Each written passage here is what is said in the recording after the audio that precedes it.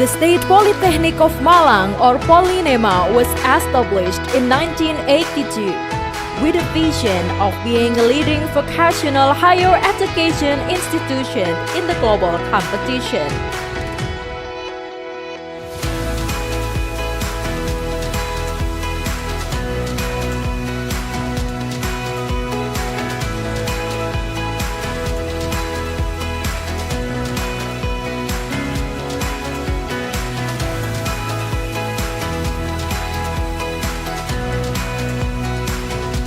Polynema provides a vibrant environment for teaching and learning, research, and community service activities.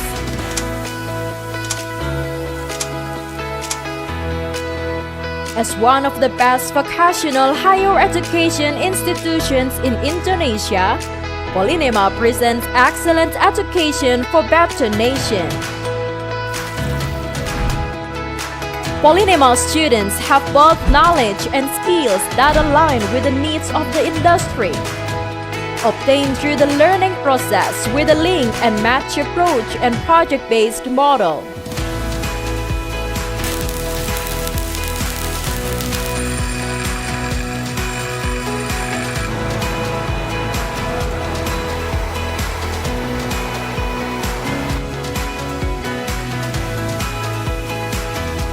Polynema provides learning that stimulates real industrial activities through the implementations of Teaching Factory or TIFA.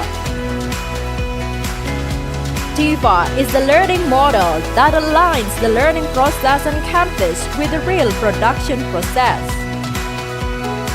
With this model, students are directly involved in the production process, which provides industrial experience.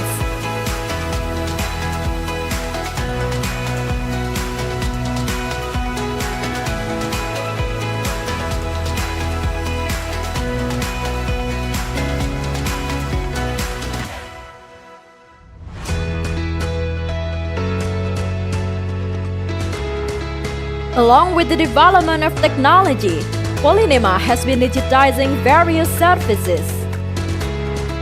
Since 2022, Polynema has launched digital certificates with 3 products.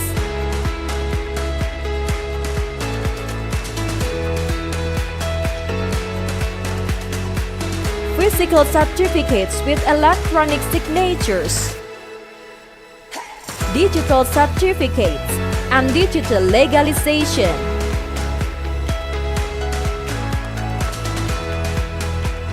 With professional education that produces quality human resources, Polynema also equips students with the hard and soft skills needed by the industry. The character and soft skills of Polynema students are formed through various learning activities and talent development through students' activity units.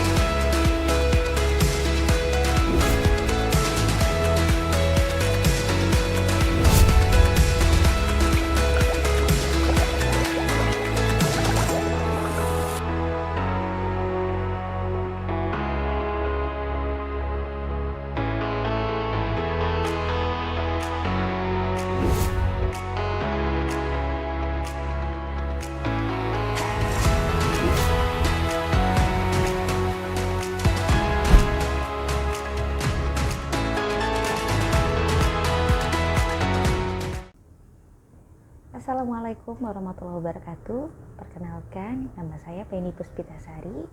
Saya adalah salah satu pengajar mata kuliah wajib Bahasa Indonesia dengan home base di jurusan akuntansi, program studi D3 Akuntansi Politeknik Negeri Malang. Pada kesempatan kali ini, saya akan melakukan pembelajaran di semester genap tahun ajaran 2024-2025 mata kuliah Bahasa Indonesia pada pertemuan ke-14 tentang materi teknik presentasi efektif yang merupakan salah satu bagian dari 4 keterampilan berbahasa, yakni keterampilan berbicara. Adapun deskripsi mata kuliah ini membekali mahasiswa tentang keterampilan berbahasa Indonesia sebagai media untuk mengungkapkan pikiran, gagasan, dan sikap ilmiah ke dalam berbagai bentuk teks.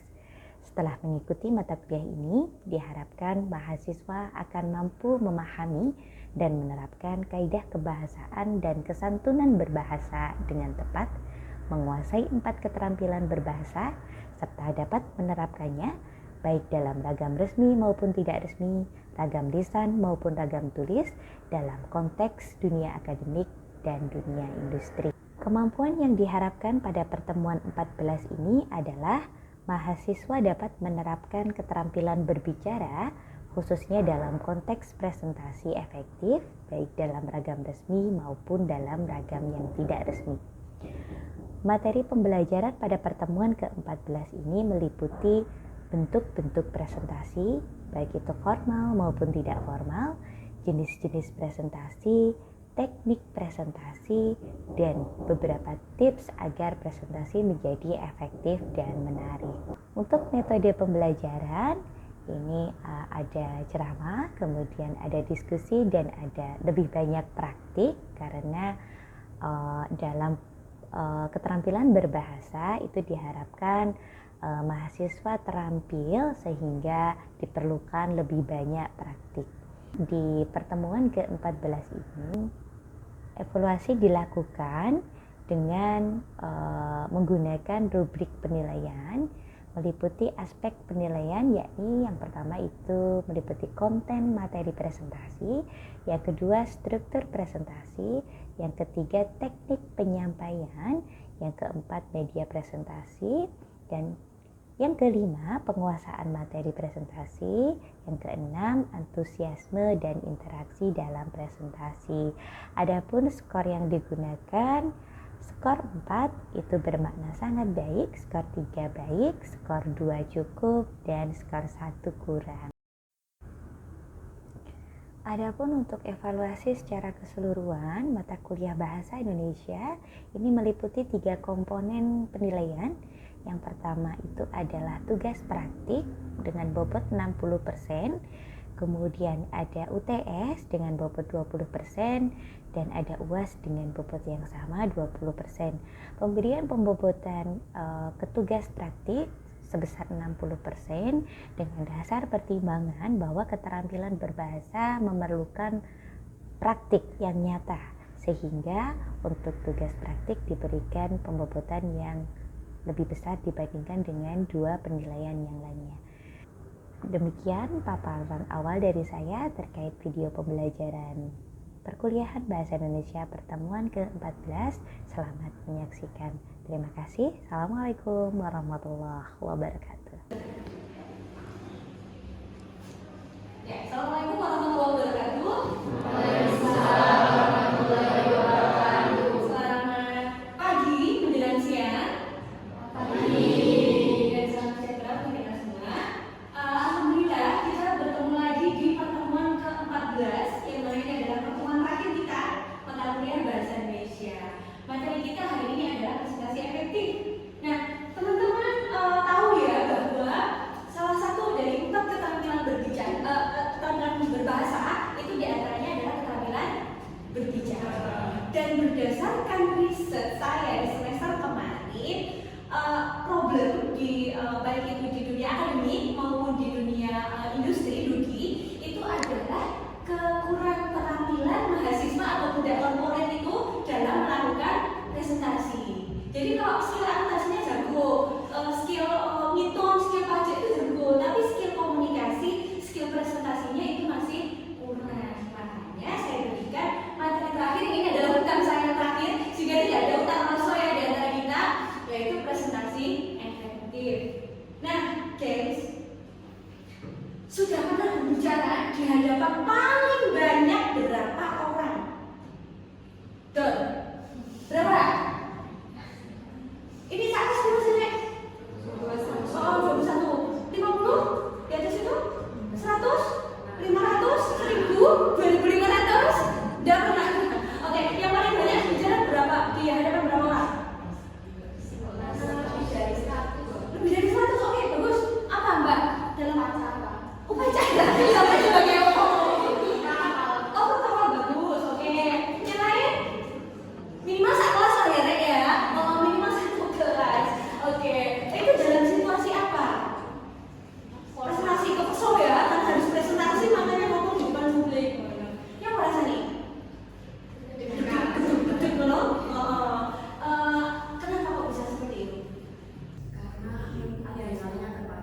adrenalinnya terpacu. Terus apa lagi? Grogi. Mas, kenapa kok grogi? Ada siapa di situ? Ada crush. Oh, ada crush ya. Oke, kenapa kok grogi? Karena saya berpikir saya bakal mengecewakan ekspektasi orang lain. Oh, waduh, beda sekali ini. Hebat sekali memikirkan perasaan orang lain ya. Oke, nah ini guys, hal ini bisa terjadi karena satu, ini adalah pengalaman pertama. Konon katanya pengalaman pertama itu selalu mendebarkan. Benar nggak? Ya kok jatuh cinta yang pertama kali itu kan mesti deg-degan ya. Sama pernah TK? Dulu ketika pertama kali TK, terus diantar sama ibunya gitu ya, apa yang senang lakukan? Nangis. Kok pundi kalau nggak kelihatan kan kita ini ya. Kenapa seperti itu? Karena pengalaman pertama biasa sama ibu ya. Yang kedua, suasana baru. 1G ya benar ya. 1G ini ada orang itu yang merasa nyaman ketika berbicara di hidupnya. Oh, aku kalau di depan 1G aku percaya diri. Tapi ada yang lebih merasa nyaman itu ketika berbicara, oh ini nggak kenal. Terserah deh, aku mau dirasanya, aku mau digibahin, bodoh amat, nggak kenal sama aku. Ada yang kayak gitu ya. Nah, itu beda-beda. Suasana baru yang bisa membuat kita menjadi deg-degan. Yang ketiga, merasa menjadi pusat perhatian. Pernah nggak ketika dalam kelas atau sebuah seminar, kita kan duduk nih oleh, terus kebelet pipis, ditahan aja dulu nih, ditahan dulu. Mau gini tuh, nggak pede, nggak mau air. Pernah begitu? Padahal ketika sama berdiri, itu apakah orang audiens akan berpikir, adekku yang dong, adekku pipisnya seberapa banyak gitu. Apakah karena pipisnya itu kuning sudah? Enggak yo. Tapi kita punya perasaan bahwa ketika aku berdiri, aku akan merasa menjadi pusat. Ada yang bisa jawab, mau gini loh, nggak berani. Awakmu ya, kok kayak situ-situ aja gitu ya, kayak gitu ya. Berikutnya, merasa berbeda atau tidak percaya diri. Kenapa orang tidak percaya diri? Oh, ini percaya diri tapi ini 1G ya. Kenapa tidak percaya diri? Kenapa, gengs? Merasa apa, Mas? Karena merasa yang di depan saya kadang memiliki skill seperti itu. Merasa seperti itu ya. Terus ada yang insecure dengan penampilan? Nah itu salah satunya. Oke, berikutnya nomor 5. Waduh, itu cek serius ya. Trauma masa lalu. Waduh, kayak apa ada ya? Apa sih maksudnya trauma masa lalu di sini? Pernah kenapa sih kok sampai nggak berani untuk public speaking? Dulu ditawain Pernah ditawain, mas apa namanya? Sultan ini. Ya Sultan jawab. Padahal nggak lucu loh ya. Nah itu akhirnya Sultan menjadi trauma karena dibully ya sama temennya. Terus pernah apa lagi deh ketika public speaking? Pernah ngapain? Karena kenapa dia sehingga dia tidak percaya diri, setrauma itu. Melakukan hal fatal, misalnya apa mbak? Salah kata, nah kayak gitu ya. Yang terakhir jelas ya, perasaan nggak siap tampil, dadakan. Gini contohnya, mbak maju ke depan, ngono nggak? Nah, beda dengan ketika ada prolognya. Teman-teman, coba siapa yang mau berbicara di depan? Mbak silahkan. Beda lah rasanya ya. Nah kayak gitu perasaan tidak siap tampil. Apa yang terjadi? 1, detak jantung semakin cepat. Ngono ya? Oke, berikutnya lutut terus bergetar. Pernah seperti itu? Sampai gereweli ya? Berkeringat. Di sini tuh keringat dingin. Pusing, migrain. Tujuan perut keluar, kebelentuk. Kebelentuk? Iya. Ternyata sampai kamar mandi gak ada yang jempupin. Soalnya yang populernya itu hanya karena redek aja. Berpipis, kayak gitu, keringat dingin tak jagung-jagung, kayak gitu. Terus yang terakhir, lupa materi. Assalamualaikum warahmatullahi wabarakatuh. Nama saya statistik. Boleh, jadi lupa blank, kayak gitu ya. Nah, kami dari kelompok Pino. Nah, padahal dia sebenarnya tahu, tapi dia lupa aja materinya. Apakah ini semua adalah hal yang normal, guys? Normal, karena kita masih manusia. Oke. Nah, seorang pembicara publik terbaik itu adalah hasil dari latihan. ya. Meskipun seorang Mbak Najwa Shihab sekalipun ya, itu saya ngalami ya namanya grogi. Misalnya audiensnya lebih hebat gitu ya, atau materi yang dibawakan itu adalah materi yang krusial kayak gitu.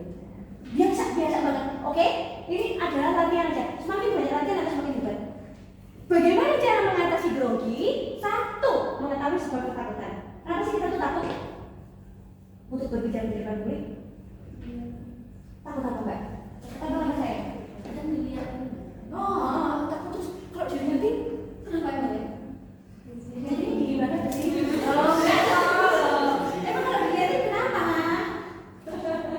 Enggak, oke. Kenapa takut kenapa? Takut dijudge mungkin. Takut dihakimi, takut salah dan sebagainya. Guys, saya tuh baru baca jurnal penelitian yang mengatakan bahwa menggosok gigi itu tidak diperlukan. Itu menggosok gigi.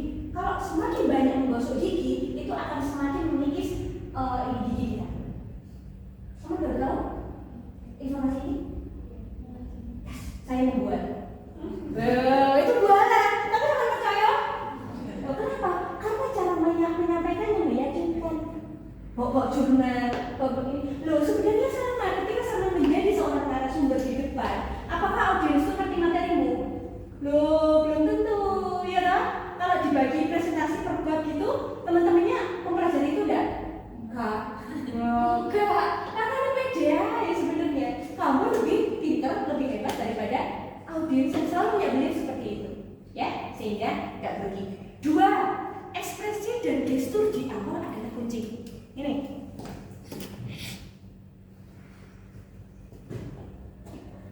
Assalamualaikum warahmatullahi wabarakatuh. Mbak, maju. Kenapa ketawa? Bener nggak? Audiensnya langsung begitu nggak? Bu Beni ngapain gitu ya? Dia bu, ini narasumbernya horor kayak gitu ya?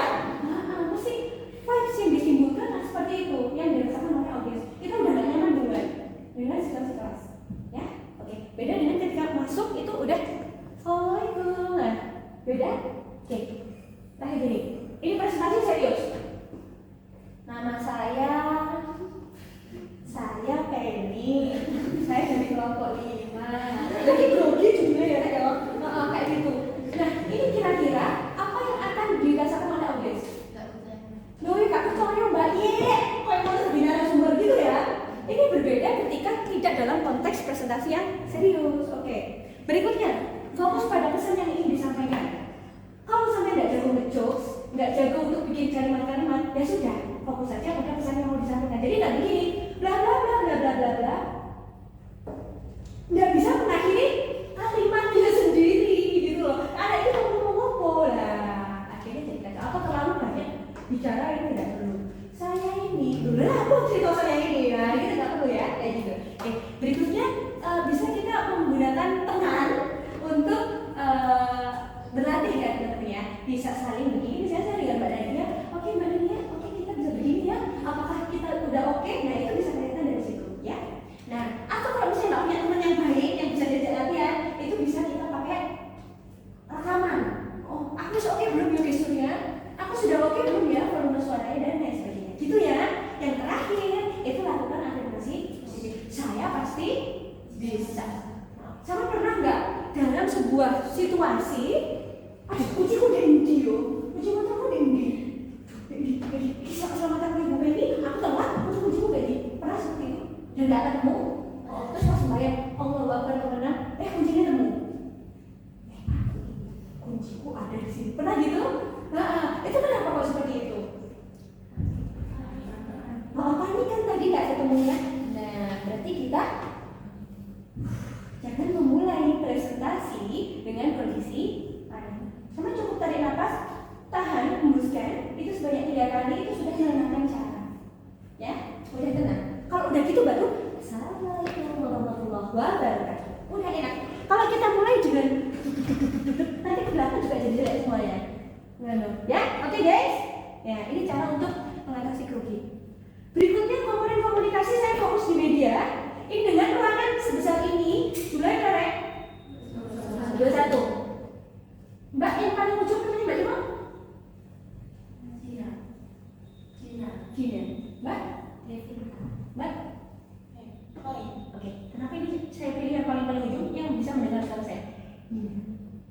Sama fokus, jadi sama dengan nggak kedengeran ya? Dina, segini cukup? Segini terdengar? Ini kalau saya naikkan volumenya jadi Dina, kamu kenapa datang terlambat? Oh, jadi nggak dulu dikira ya? Nah, kan gitu. Lu gue di mana? Karena volumenya terlalu tinggi. Jadi segini aja untuk ruangan sebesar ini dengan jumlah audiens sebanyak ini. Kalau sampai pakai Zoom, segini aja. Assalamualaikum warahmatullahi wabarakatuh. Cukup segini. Kalau ini dinaikkan pakai telinganya, karena pakai headset ya, lu mikir nggak kayak gitu. Kalau sampai main teater di atas 50 orang atau di atas 100 orang itu butuh mikrofon. Tapi kalau sudah terlatih, suka, kenapa kau meninggalkanku suka? Dengan volume segini, ini akan terdengar. Ya toh, kalau lihat monolog, teater dan sebagainya. Cuman ini kalau tidak terlatih, parau suaramu. Nah, gitu ya. Nanti kita akan belajar untuk latihan vokal dan bagaimana memproduksi suara dari diafragma. Oke, yuk. Yuk paham yo? Ini ya. Oke. Berikutnya ada beberapa jenis presentasi. Satu itu berdasarkan tujuannya, dua berdasarkan audiensnya, dan yang ketiga itu berdasarkan konteks. Berdasarkan tujuan ada persuasif, informatif, storytelling dan lain sebagainya. Nadia cantik. Ini masuk kategori B. Nadia cantik, informatif toh, sudah selesai persoalan. Hei mas, aku udah konco, namanya Nadia. Nadia aku cantik, pinter, baik hati dan sebagainya. Kan gelem tak kenalnya. Loh, bagaimana ya? Ini adalah bahasa persuasif. Kalau misalnya sampean mau menjual iki, mas, ini bahasa negosiasi, bahasa untuk promosi. Bagaimana cara menjual ini? Ini minuman kok yang sangat segar. Informasi. Kau masih itu ini. Ya, bagaimana caranya menjual ini? Jadi pelaku. Oke. Buat sumber mata air alami. Ketika Anda membeli ini, Anda menyelamatkan ribuan kehidupan. Woi, mubazir kok. Kehidupannya sama bawa karyawan klub. Oke, lanjut. Berikut adalah formula presentasi. 1. Salam adalah kunci. Berikutnya, cari perhatian. Cari perhatian. Itu bisa diawali dengan pertanyaan. Guys, tahu nggak? Tanya. Berikutnya janjikan hal yang menarik di akhir. Guys, nanti di akhir kita akan menonton cappuccino ala ini bersama-sama. Nah, itu janjikan hal yang menarik di akhir. Berikutnya sampaikan hal yang membangkitkan semangat, cerita kayak motivasi dan sebagainya. Berikutnya dorong audiens untuk praktik, ya. Jadi kita ada interaksi dengan audiens. Yang terakhir, buat penutup yang mengesankan, seperti doa. Doa itu bukan begini ya. Wabihi nasta'in wa ala umuri dunya waddin. Itu kan begitu ya. Itu ada lagi nanti sesi berikutnya untuk bagian doa. Perusahaan rokok Gudang Garu adalah salah satu industri rokok berkemukaan di tanah air yang telah berdiri sejak tahun 1958 di kota Kediri, Jawa Timur. Hingga kini, Gudang Garu sudah terkenal luas baik di dalam negeri maupun mancanegara sebagai penghasil rokok kretek berkualitas tinggi. Produk Gudang Garu bisa ditemukan dalam berbagai variasi, mulai sigaret kretek robot, sigaret kretek yang di tangan, hingga sigaret kretek yang di mesin. Bagi Anda para penikmat kretek sejati, komitmen kami adalah memberikan pengalaman tak tergantikan dalam menikmati kretek yang terbuat dari bahan dan berkualitas tinggi. Oke, kita berikan. Ini caranya dekat bersempur ngomong. Jika jeda, ya, perusahaan apa ada karakternya seperti itu. Kalau di company profile, Polinema merupakan salah satu kampus di Kota Malang yang bla bla bla.